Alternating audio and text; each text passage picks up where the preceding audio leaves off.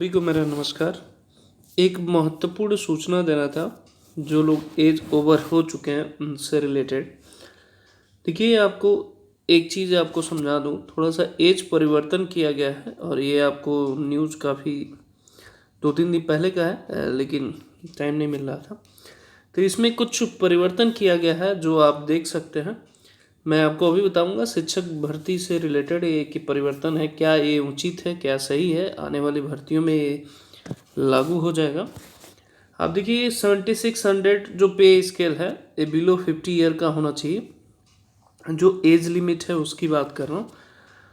और जो 7600 का जो पे स्केल है, जानते हैं ये प्रिंसिपल का होता है, ये 50 ईयर का बिलो होना चाहिए।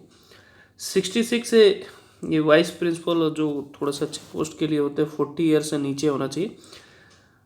5400 पे ग्रेड ये मेरा 35 ईयर से नीचे होना चाहिए, ये चेंज किया गया था। पहले ये सब में 5+ था, ये ध्यान रखेंगे। पोस्ट ग्रेजुएशन आप देखेंगे 4200 टीजीटी की पोस्ट के लिए होता है, पे स्केल है। और पीजीटी के लिए 4800 पे, सॉरी पीआरटी के लिए 4200 पे स्केल है, आप देखेंगे। और फिर 4600 पे स्केल टीजीटी के लिए होता है और 4800 पे स्केल हमारा पीजीटी के लिए होता है। इसकी जो एज लिमिट है वो अब घटा दी गई है, आप देख सकते हैं ये 30 ईयर। ये बहुत इम्पोर्टेंट है, जो पहले काफ़ी विवादित था और इसका फाइनल ऑर्डर भी आ चुका है। तो अब जो भी अपकमिंग भर्ती होगी उसमें 30 से नीचे ही आप टीजीटी पीजीटी जो जनरल कैंडिडेट हैं, बाकी जो एससी ओबीसी जो क्राइटेरिया जो 3 ईयर का ओबीसी का होता है, 5 ईयर का एससी का होता है, जो छूट होता है वो नॉर्मली होगा, लेकिन 30 के बाद अब होगा। जैसा कि पहले छूट मिलता था अब नहीं मिलेगा। बाकी देखेंगे 1800 1900 2000 2400 2800 के लिए 18 से 25 के बीच में ही एज लिमिट होना चाहिए मैक्सिमम। पहले 27 तक था, इसमें भी 2 साल कम कर दिया गया। तो बेसिकली ये जो लोग वेट कर रहे होंगे उनके लिए एक खतरे की घंटी है, इनकी एज लिमिट काफ़ी कम कर दी गई है।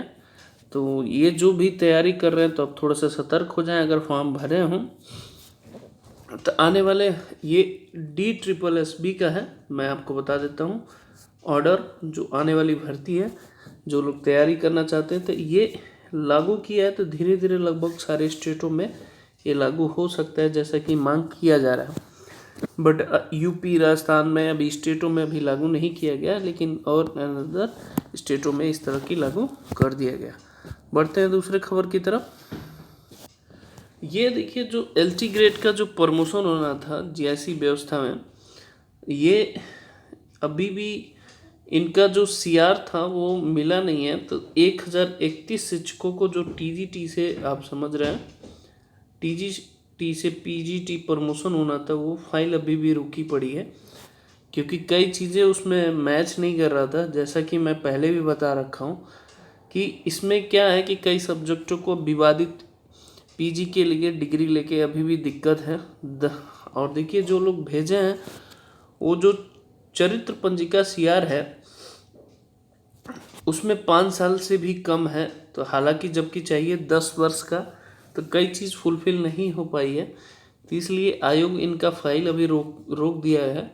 और बाकी 18 विषय में से 10 विषयों को 794 सहायक अध्यापकों को प्रमोशन दे दिया गया है TGT PGT से, ये एक प्रमोशन दे दिया गया है।